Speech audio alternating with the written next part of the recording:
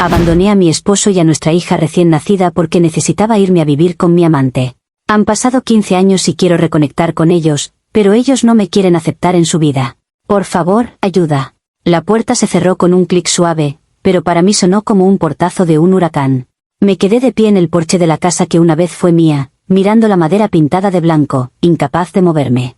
Detrás de esa puerta estaba mi hija, Olivia, una adolescente de 15 años a la que acababa de ver por primera vez desde que era un bebé.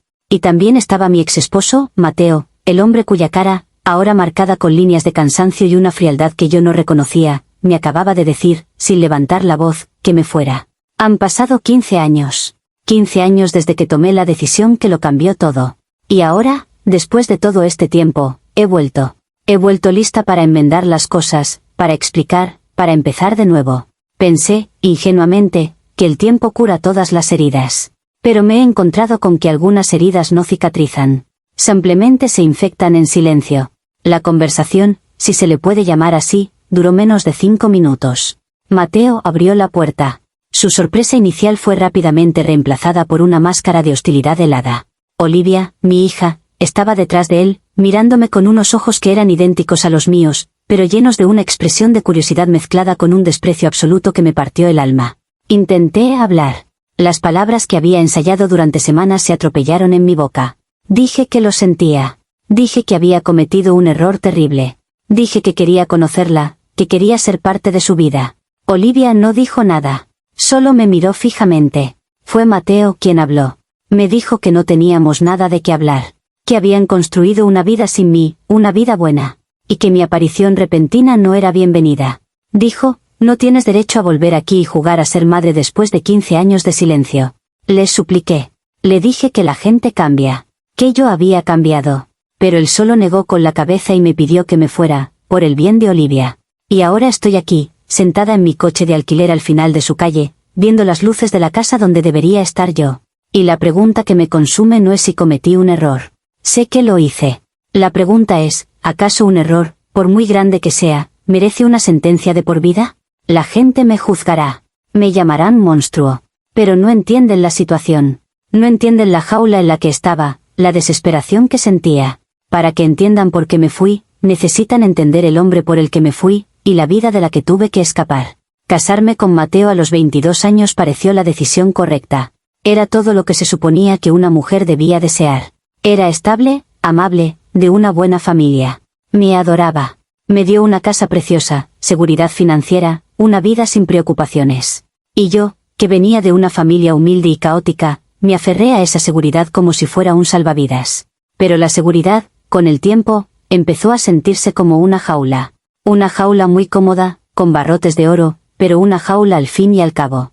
Mateo era un hombre de rutinas. Cenas a las 7, televisión a las 8, dormir a las 10. Fines de semana en el club de campo.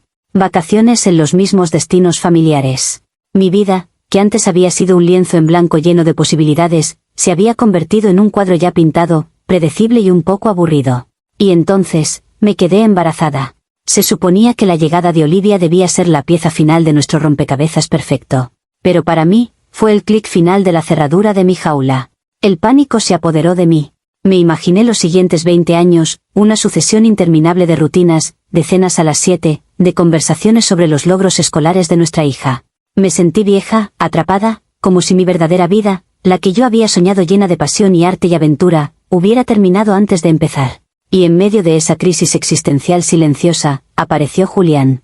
Era un músico que Mateo y yo contratamos para tocar en una fiesta que organizamos. Julián era todo lo que Mateo no era. Era impulsivo, apasionado, un poco peligroso. Vivía en un pequeño apartamento encima de un bar, escribía canciones sobre corazones rotos y viajes por carretera, y me miraba no como a una esposa o a una futura madre, sino como a una musa. Nuestra aventura comenzó de forma sutil. Conversaciones sobre música y poesía después de sus actuaciones. Encuentros, casuales, para tomar un café. Él me veía. Veía a la chica atrapada dentro de la mujer conformista. Me hablaba de sus sueños de irse a Nueva Orleans, de vivir de su música. Y en sus sueños, yo empecé a verme a mí misma. El nacimiento de Olivia, en lugar de anclarme a mi vida con Mateo, tuvo el efecto contrario. La sostuve en mis brazos, tan pequeña, tan perfecta, y sentí una oleada no de amor maternal, sino de un terror absoluto. Ella era la confirmación de mi sentencia. Ella era el ancla que me mantendría en este puerto seguro y aburrido para siempre. Y Julián era el barco que me ofrecía escapar. Me dijo que me amaba. Me dijo que no podía vivir sin mí. Me pintó un cuadro de una vida diferente, una vida de pasión, de arte, de libertad. Una vida en la que yo no sería la mamá ni la esposa de Mateo. Sería simplemente yo. Y yo, en mi desesperación, en mi pánico posparto, le creí. La elección me pareció brutalmente clara. Podía quedarme y ver cómo mi alma se marchitaba lentamente en la comodidad, o podía huir y arriesgarlo todo por la posibilidad de sentirme viva de nuevo. No lo vi como un abandono. Lo vi como un acto de autopreservación. Necesitaba salvarme a mí misma para, algún día, poder ser una buena madre. O eso me decía. Era una lógica retorcida, lo sé ahora. Pero en ese momento, se sentía como la única verdad posible. La noche que me fui, Olivia tenía apenas 3 meses. Mateo estaba dormido en nuestra cama, agotado después de haberse levantado 2 veces para darle el biberón. Yo no había podido dormir en días. La decisión me carcomía por dentro, una mezcla febril de terror y una emoción ilícita. Julián me esperaba en su furgoneta destartalada al final de la calle. Tenía todo lo que poseía metido en la parte de atrás. Iba a conducir toda la noche, hacia el sur, hacia nuestra nueva vida. Me acerqué a la cuna de Olivia. Dormía, ajena a todo. Le di un beso en su frente diminuta, tan suave que apenas la rocé. Y le susurré una promesa. Le dije que volvería por ella. Que esto no era un adiós, sino un hasta luego. Que necesitaba encontrarme a mí misma primero para poder ser la madre que ella se merecía. Una parte de mí, una pequeña voz de la razón, gritaba en silencio. Me decía que estaba cometiendo un error monstruoso, irreparable. Pero la voz más fuerte, la del pánico, la del anhelo de escapar, la ahogó. Me dije a mí misma que esto era un sacrificio. Estaba renunciando al presente por un futuro mejor, un futuro en el que sería una madre completa y feliz, no una cáscara resentida. Dejé una nota en la almohada de Mateo. No era una carta de disculpa. Era una carta de justificación. Le escribí sobre la jaula, sobre sentirme sofocada, sobre mi necesidad de vivir. Le dije que lo amaba, a mi manera, pero que amaba más mi propia alma. Y le pedí que cuidara de nuestra hija hasta que yo pudiera volver. Salí de la casa en silencio, sin mirar atrás. Subí a la furgoneta de Julián. Y mientras nos alejábamos, viendo cómo las luces de mi vida perfectamente ordenadas se hacían más y más pequeñas en el espejo retrovisor, no sentí alivio. No sentí alegría. Sentí una extraña y terrible calma. La calma de una cirujana que acaba de amputar un miembro para salvar al resto del cuerpo. Los primeros años con Julián fueron exactamente como él los había prometido. Un torbellino de música, de viajes por carretera, de vivir al día. Nos mudamos a Nueva Orleans. Él tocaba en bares de blues, y yo conseguí un trabajo de camarera. Éramos pobres, pero nos sentíamos vivos. Y yo, por un tiempo, logré silenciar la voz de la culpa. Me decía a mí misma que estaba viviendo la vida que necesitaba vivir. Me decía que Mateo era un padre maravilloso, que Olivia estaría mejor con su estabilidad que con mi caos. Me convencí de que mi ausencia era, en realidad, un regalo para ellos. Pero la vida en el carril rápido tiene un precio. La pasión de Julián a menudo se convertía en peleas explosivas. Su espíritu libre se traducía en infidelidades. El sueño se fue desvaneciendo lentamente, reemplazado por la dura realidad. Nuestra gran historia de amor se convirtió en una más de sus canciones de corazones rotos. Y a medida que nuestro caos se volvía más destructivo que liberador, el recuerdo de la vida tranquila que había abandonado empezó a volver. El fantasma de la hija a la que había dejado atrás empezó a hacerse más y más grande en mi mente. La relación con Julián no terminó con una explosión, sino con un gemido. Después de casi 10 años de un ciclo agotador de pasión y destrucción, simplemente nos quedamos sin energía. El músico torturado se convirtió en un hombre de 30 y tantos años amargado por sus sueños no cumplidos. Y la musa liberada se convirtió en una mujer cansada, con demasiadas cicatrices y muy pocas historias buenas que contar. La ruptura, cuando finalmente llegó, fue casi un alivio. Nos separamos sin dramas, como dos soldados que finalmente acuerdan una tregua en una guerra que ninguno de los dos podía ganar. Y de repente, a los 37 años, me encontré sola. Verdaderamente sola. Y en esa soledad, sin la distracción del caos de Julián, la magnitud de mi decisión de 15 años atrás me golpeó con toda su fuerza. Empecé a pensar en Olivia. No como el ancla que me ataba a una vida aburrida, sino como una persona. Una niña. Una adolescente. ¿Quién era ella? ¿Le gustaba la música, como a Julián? ¿O era tranquila y estudiosa, como Mateo? Me di cuenta, con un horror que me heló los huesos, de que no sabía absolutamente nada de mi propia hija. Y entonces lo descubrí. Descubrí la verdadera naturaleza de mi acto de autopreservación. No había sido un sacrificio. Había sido el acto de egoísmo más puro y absoluto. Había cambiado a mi hija por una fantasía.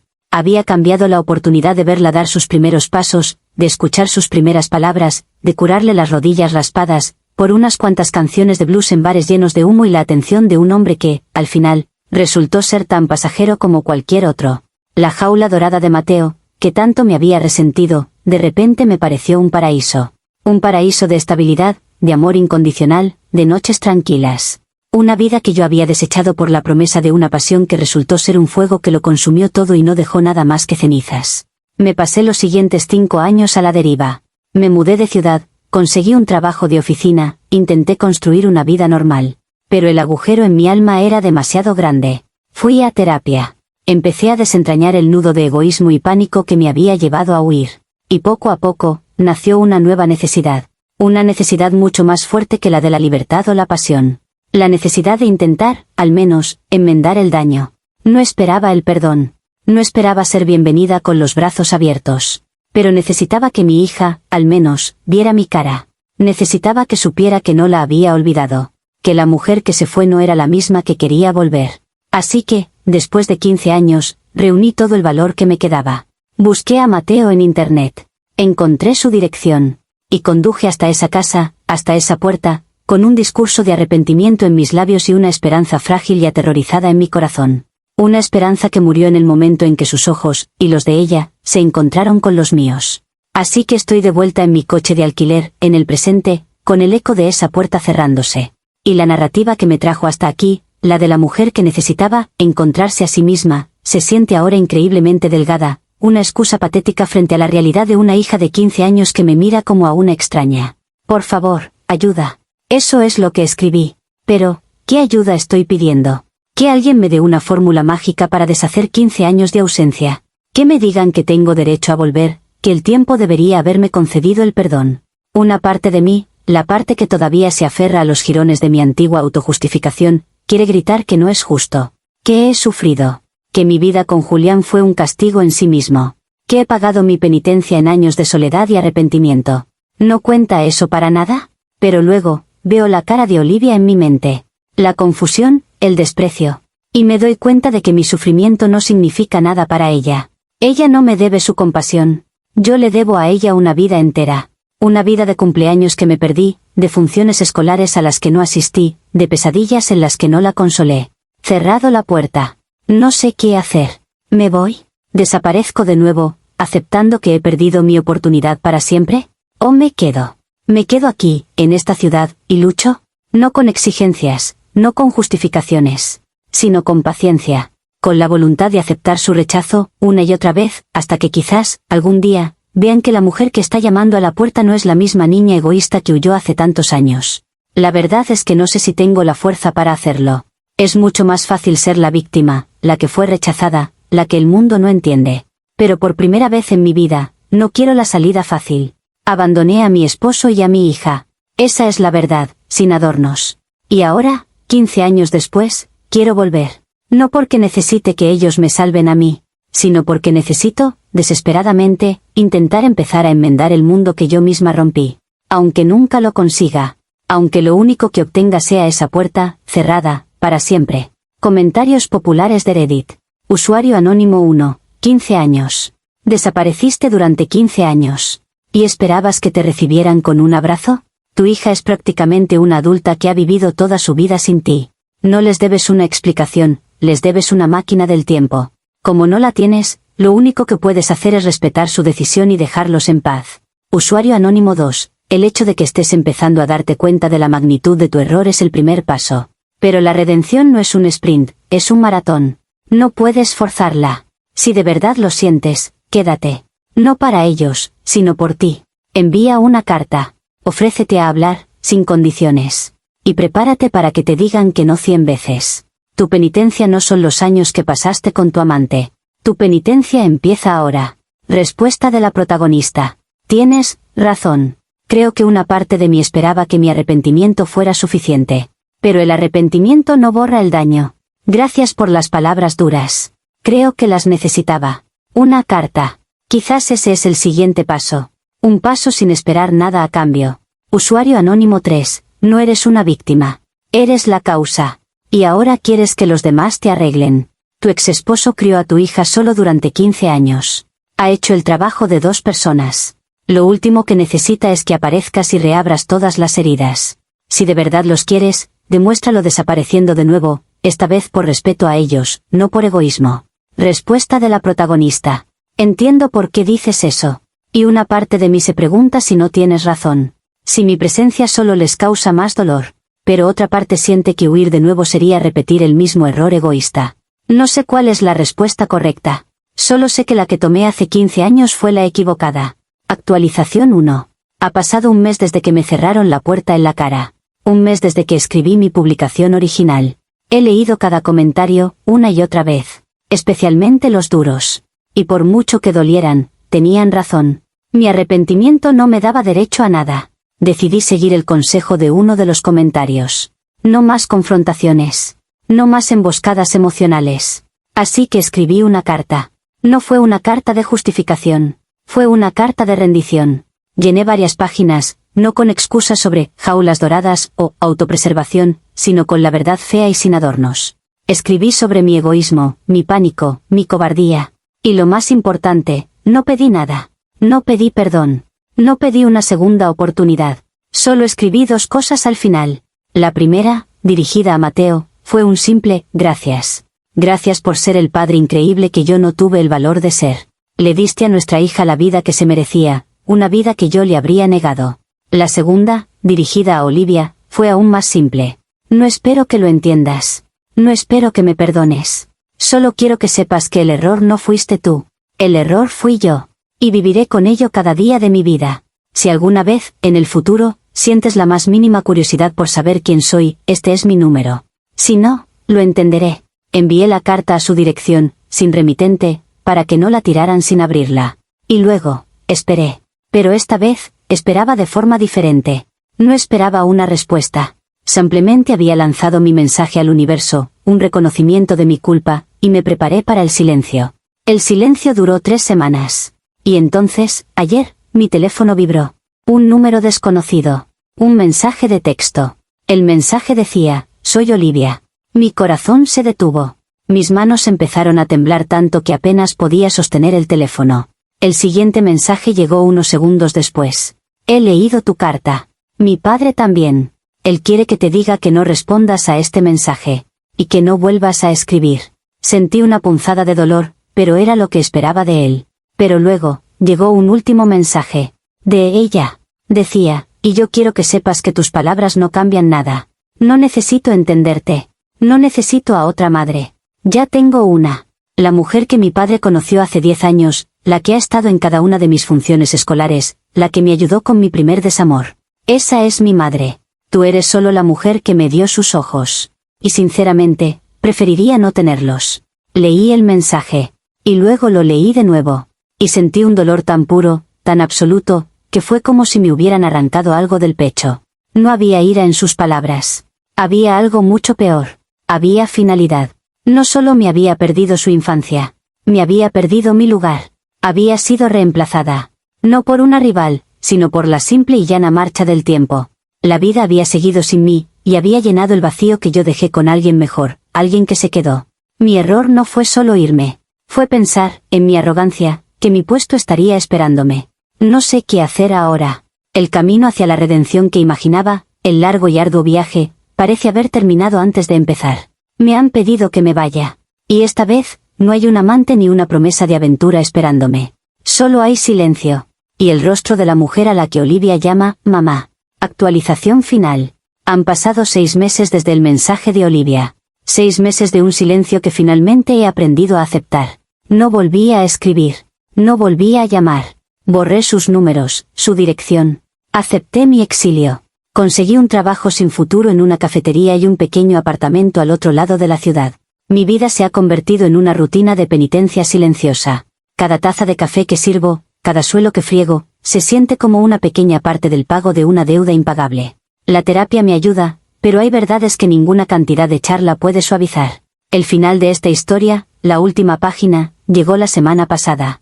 Y no fue dramático. Fue brutalmente, dolorosamente normal. Era un sábado por la tarde. Estaba lloviendo. Yo estaba en mi turno, limpiando las mesas. La cafetería estaba casi vacía. Y entonces, la campanilla de la puerta sonó. Levanté la vista, y allí estaban Mateo, Olivia y otra mujer. Una mujer de aspecto amable, con el pelo recogido en una coleta y una sonrisa cálida. Entraron, sacudiéndose la lluvia, riendo de algo que Mateo había dicho. Me quedé paralizada detrás del mostrador, con un trapo sucio en la mano. Era como ver una película de una vida que podría haber sido la mía. Se sentaron en una mesa junto a la ventana, la mesa que, irónicamente, solía ser mi favorita. Olivia se quitó la chaqueta. Ahora era más alta, su pelo más largo. Se reía, y su risa era una mezcla perfecta de la mía y la de Mateo. La mujer, la que Olivia llamó su madre, le pasó una servilleta para que se secara el pelo. Fue un gesto pequeño, instintivo, lleno de años de cuidado y amor. Mateo se levantó para pedir. Se acercó al mostrador, mirando el menú de la pared, sin darse cuenta de que yo estaba allí, a menos de 2 metros, conteniendo la respiración. Y en ese momento, tuve una opción. Podría haber dicho su nombre. Podría haberme revelado. Podría haber forzado un encuentro, creado una escena, hecho que mi dolor fuera visible para ellos. Pero no lo hice. Vi la calma en su rostro. Vi la felicidad genuina en los ojos de mi hija mientras charlaba con la mujer que la había criado. Vi una familia. Una familia completa, funcional y feliz. Una familia cuya paz sería destrozada por mi presencia. Y por primera vez en mi vida, tomé la decisión desinteresada. Elegí su felicidad por encima de mi necesidad. Me di la vuelta y entré en la cocina trasera antes de que él levantara la vista. Le dije a mi compañero que me sentía mal, que si podía tomar mi mesa. Observé a través de la pequeña ventana de la puerta de la cocina cómo mi compañero les tomaba el pedido. Los vi tomar sus chocolates calientes, los vi compartir un pastel. Los vi ser una familia. Después de 20 minutos, se fueron. Esperé hasta que estuve segura de que la calle estaba vacía. Luego, salí de la cocina y volví al trabajo. Y esa fue mi redención. No fue un perdón. No fue una reconciliación. Fue un acto. Un acto silencioso y anónimo de amor. El primer acto verdaderamente maternal de mi vida. Entendí que mi camino no es volver a sus vidas. Mi camino es aprender a vivir con el hecho de que sus vidas son mejores sin mí. Mi penitencia no es su perdón. Es mi ausencia. Y finalmente, después de 15 años de huir, he encontrado algo por lo que vale la pena quedarme quieta. La silenciosa y dolorosa aceptación de que el mayor regalo que puedo darles es no darles nada en absoluto.